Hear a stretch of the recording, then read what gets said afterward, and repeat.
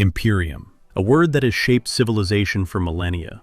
It is the raw ambition to bend reality to your will, to etch your name into the very fabric of existence. But sometimes, even the mightiest imperium finds itself hollowed out from within. Welcome to the core repository. Before a new paradigm can emerge, the old must crumble. Rome, for all its marble and legionaries, was a machine grinding to a halt. The end of the Flavian dynasty, under Domitian, was not an apocalypse, but a long, agonizing decay. It was a failure of the center to hold, a collapse of legitimacy. Domitian ruled with the fragile authority of terror. He didn't distribute power, he hoarding it, and in doing so, he made himself small. When Domitian was assassinated, what happened next was a desperate gasp of survival. The Senate, fearful of another reign of terror and the chaos of a power vacuum, elevated a compromised figure, Nerva, an elderly, cautious, and childless senator, a transience. His brief rule was not a rebirth, but a pause in the decline, a hollow core looking for a soul. Nerva understood his role. He knew he was the bridge, not the destination. His legitimacy came not from strength, but from the implicit promise of transition. He was a caretaker for an imperium that was looking for its standard. And in this vacuum, this profound moment of uncertainty, a radical decision was made.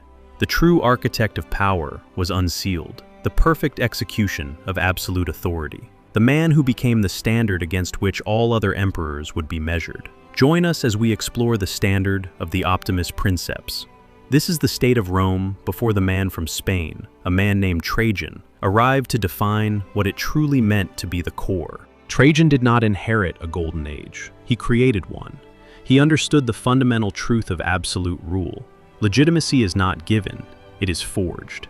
And the ultimate forge, the ultimate anvil of absolute authority, is the standard of war. But Trajan was not a simple warmonger, driven by aggression. He was a master of strategic calculus, a rational conqueror. His first target was Dacia, a powerful kingdom on Rome's northern border, on the other side of the Danube River. Dacia, under King Decebalus, was not just a threat to Rome's stability, it was an economic necessity. Why Dacia? It was simple arithmetic. Dacia was rich. Its mines produced gold and silver on a scale Rome had never seen. Domitian had settled for a humiliating tribute to keep the peace. Nerva was too weak to change the variables. But Trajan understood that a great empire cannot pay tribute, it must take it. The First Dacian War was a meticulously planned operation. Trajan did not just march his legions north, he rebuilt the logic of power. He constructed a massive bridge over the Danube, one of the greatest engineering feats of the ancient world. He constructed forts, supplied legions, and managed the logistics with unparalleled precision. He recognized that engineering is the skeleton of warfare. The legionaries were not just fighting, they were structures in motion, etching new boundaries with methodical engineering. He didn't fight with emotion, he fought with structure. When the dust settled on the first campaign, Decebalus was defeated, forced into a humiliating treaty. Rome had secured a vital victory, but the calculus was incomplete.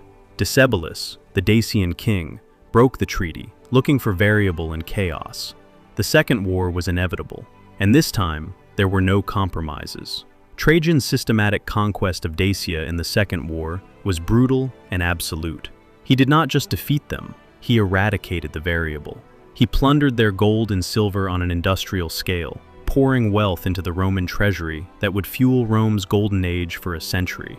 Decebalus chose the final variable of suicide, but Trajan took the gold. The wealth of Dacia was converted into a tool of absolute power. It wasn't just gold, it was an investment in the domestic infrastructure of power. Trajan's strategic logic didn't stop at the Danube. His eyes turned to the east, to Mesopotamia, the ancient rival, Parthia. His campaign in Parthia was an extension of this same war calculus. He wanted to secure Rome's eastern trade routes and control the variable of Persian power. He wanted to secure the borders, control the trade routes, and establish a new paradigm of global influence. But even the most perfect calculus has limits. The gold of Dacia did not just sit in the treasury. Trajan was not a hoarder. He was an investor in civilization. He understood that a conqueror's glory must be distributed to become a standard. When we talk about the optimal emperor, we must talk about the heart of the empire, the city of Rome itself. Trajan understood that an emperor's public image, his public infrastructure, is as powerful as his legionaries. Public works are the public face of absolute authority. The wealth from Dacia was transformed into something tangible, something eternal. The Forum of Trajan. It was the largest and most magnificent forum Rome had ever seen, a public space of unprecedented scale, a monument not just to his conquest, but to the new order. A public square where Roman citizens could walk amidst the spoils of victory and feel the secure pulse of an empire that was expanding, not decaying. It was built not just with marble, but with authority. The forum was anchored by the Column of Trajan, an unprecedented masterpiece of visual propaganda, a 100-foot-tall spiral narrative of the Dacian campaigns, carved into eternal stone. It didn't just tell the story of war, it told the story of civilization subduing barbarism. It told the story of order. Trajan wasn't just on the battlefield, he was on the column. Every spiral declared, "Order is here, it is functional, and it is glorious."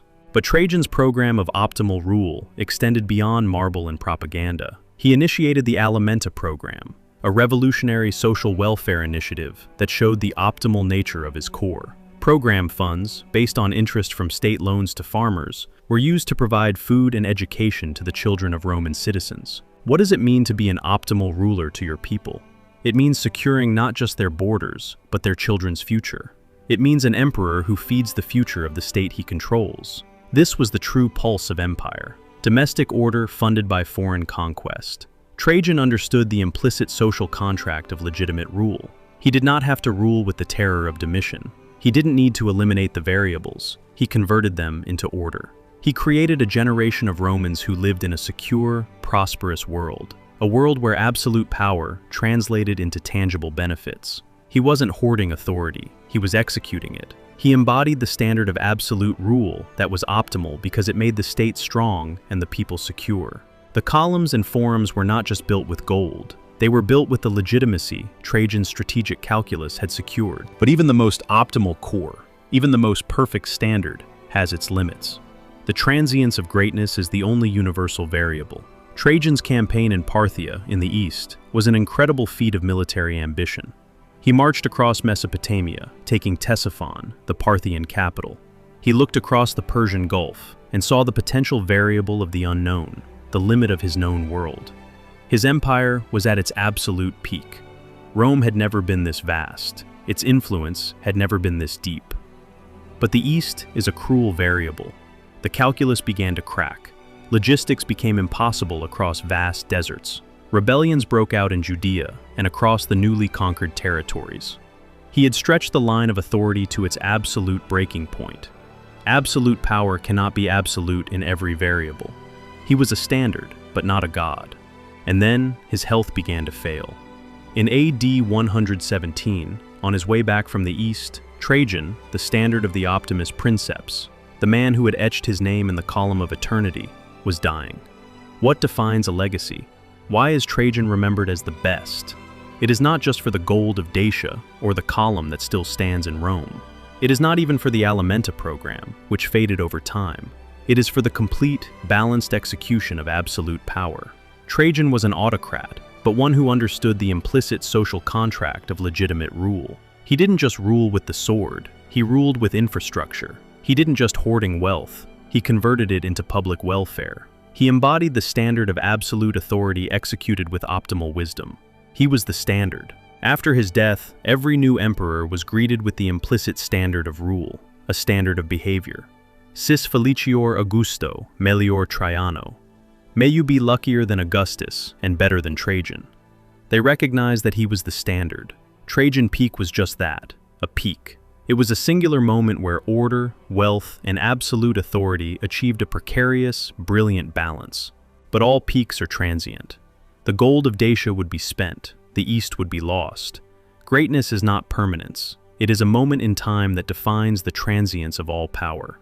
Thank you for visiting the Core repository.